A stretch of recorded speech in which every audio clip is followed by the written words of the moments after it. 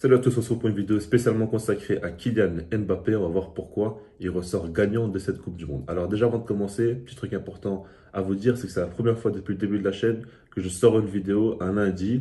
De base, c'est tous les dimanches et quelques fois le mercredi à midi. Mais là, c'est parce que j'ai pas trop été actif durant la Coupe du Monde. Donc, je vous rends l'appareil tout simplement. Maintenant, on parlera d'Mbappé. Comme vous le savez, il a perdu la finale de la Coupe du Monde avec l'équipe de France. Et pourtant, selon moi, j'estime qu'il ressort gagnant. Je vais vous expliquer pourquoi et on va y arriver tout de suite. Alors, par rapport à Mbappé, ce qu'il faut prendre en compte déjà, c'est que il a éclaté quelques petits records. En tout cas, il a vraiment été impressionnant en termes de stats déjà. Pour commencer, c'est pas forcément ce qui me plaît le plus, mais là c'est très marquant. Et puis par rapport à la Coupe du Monde, chaque stat rentre dans un livre très important dont les meilleurs joueurs de l'histoire du football vont beaucoup le lire et il va en faire partie. Il en fait déjà partie tout simplement parce que là il a marqué 8 buts en une compétition. Le dernier joueur qui avait fait ça, c'était Ronaldo le Brésilien en 2002. Ça, il faut s'en rendre compte. Aujourd'hui, Kylian Mbappé, à 23 ans, il a 12 buts au total en Coupe du Monde. Il est seulement à 4 buts du numéro 1 au classement, Miroslav Klose. Et il peut encore jouer peut-être 2, voire 3 Coupes du Monde.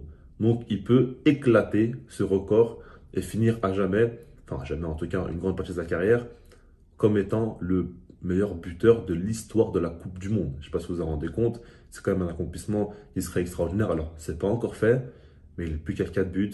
Il lui restera 2 à 3 Coupes du Monde. Et puis surtout, il a que 23 ans aujourd'hui. Et on peut se dire que dans 4 ans, à 27 ans, bah, il sera réellement à son prime, ou encore même, pourquoi pas 31 ans, il sera en très bonne forme quand tu vois son physique. Donc je te dis clairement que le meilleur lui reste à venir. Ça, c'est quand même une chose très importante à noter. C'est le deuxième joueur de l'histoire à avoir mis un triplé dans une finale de Coupe du Monde. Ça aussi, on ne l'oubliera pas. Et puis, je pense que Mbappé, là où il est vraiment gagnant, c'est dans le sens où l'équipe de France a perdu, mais Mbappé, lui, a tout sauf perdu. Dans le sens où, quand on regarde bien le match, l'Argentine est nettement supérieure à l'équipe de France et on est dans une finale de Coupe du Monde. On est pour beaucoup dans le plus grand match possible et imaginable dans le foot. Dans le sens, pas par rapport à la rencontre qui a eu lieu, mais dans le sens où, voilà, une finale de Coupe du Monde, c'est peut-être ce qu'il y a de plus important dans le football. Pour beaucoup, c'est la réalité, et pour moi aussi, je le pense très sincèrement.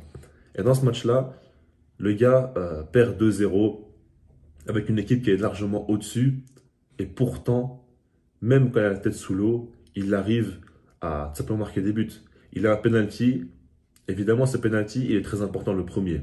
Parce qu'il se dit, s'il met ce penalty, ça sera la révolte derrière. Il y aura l'occasion de revenir dans ce match. S'il le rate, c'est fini, quoi. L'Argentine peut déjà prendre le trophée et on s'arrête là. Il le met ce penalty.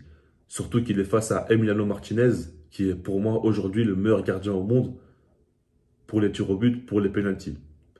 Et pourtant, il arrive à le mettre. 2 minutes plus tard, il met un autre but. Une sorte de reprise de volée. On se dit que c'est un malade. On va en prolongation, il a encore un penalty. Et là, c'est vraiment vers la fin de match. Ce qu'il faut se dire, c'est que s'il met ce penalty, il peut y avoir donc la séance de tir au but. S'il ne le met pas, encore une fois, l'Argentine est championne du monde. Je ne sais pas si vous vous rendez compte de la pression qu'il a eue, et pourtant, on n'a pas senti stressé. Le gars il était tranquillement face à, comme je l'ai dit, certainement le meilleur gardien au monde pour le penalty, et il les met à chaque fois. C'est ça qui est dingue. Et puis même la séance de tir au but, il a fait un match phénoménal. Il a mis un triplé. Il sait très bien comment ça marche en France. Il cherche le moins de trucs pour critiquer. Il sait très bien que s'il rate ça, son penalty tir au but, je pense pas qu'il va se faire fusiller ou quoi, mais ça sera quand même pas le top. Il arrive, il le met tranquillement, il montre le chemin à ses coéquipiers. Après, eux n'ont pas suivi, mais lui a été exemplaire. Il n'a absolument rien à se reprocher. Il y a un moment donné en prolongation où il a dribblé 3 4 joueurs, il a failli mettre un quadruplé, je ne sais pas si on s'en rend compte quand même. C'est dingue. Et puis, j'aimerais même revenir un peu plus tôt. Souvenez-vous bien, durant l'Euro 2020, 2021, je ne sais pas trop comment on peut dire ça.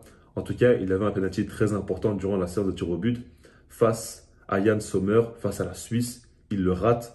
Et entre guillemets, à cause de lui, tout simplement la France est éliminée. Surtout que pendant le match, il a raté énormément d'occasions. Il sait très bien qu'il n'a pas du tout été irréprochable. En plus de ça, il rate ce penalty. C'est quelque chose qui l'a marqué. Et là, il revient. Il a 3 penaltys au total à tirer face à l'Argentine en finale de Coupe du Monde face à Emiliano Martinez et il met les 3 penaltys. Donc déjà, on voit qu'il a la mentalité de grand joueur. Et puis surtout, on voit que dans un match à enjeu maximal, avec pression maximale, avec un stade rempli d'Argentins, il arrive à mettre son triplé. Et ça, c'est la marque des grands, en fait. Et là, ça me rappelle beaucoup Cristiano Ronaldo. Dans le sens où, j'ai pas forcément envie de comparer les deux joueurs, mais dans le sens où Ronaldo, il était toujours avec cette âme de tueur. Il arrivait toujours à marquer ses buts à n'importe quel moment, que son équipe souffre ou non, il a l'occasion, c'est but. On sait très bien qu'une fois qu'il est face au but, voilà, le ballon rentre au fond des filets. Et on commence à retrouver ça avec Mbappé, ce sang-froid ultime face aux cages. Et là, honnêtement, c'est impressionnant.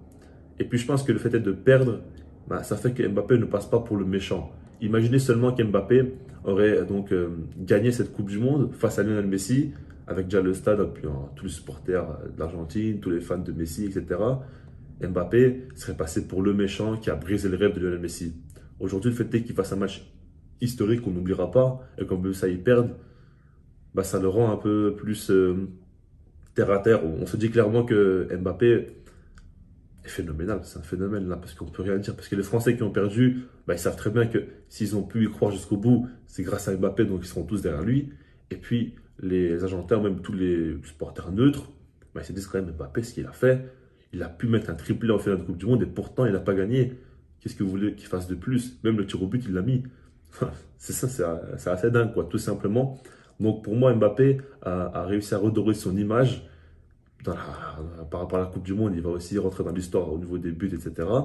Donc, il ressort gagnant selon moi. On verra la suite comment ça va se passer, mais c'est vrai que là, il passe un cap et il gagne beaucoup en crédibilité. Il aurait pu, certes, encore plus être dans l'histoire en gagnant cette Coupe du Monde, mais aujourd'hui, il a prouvé qu'il fait partie des grands, tout simplement en étant plus que jamais présent dans un tel rendez-vous. Dites-moi si vous êtes d'accord ou non avec moi, et puis sinon, moi, je vous dis peace.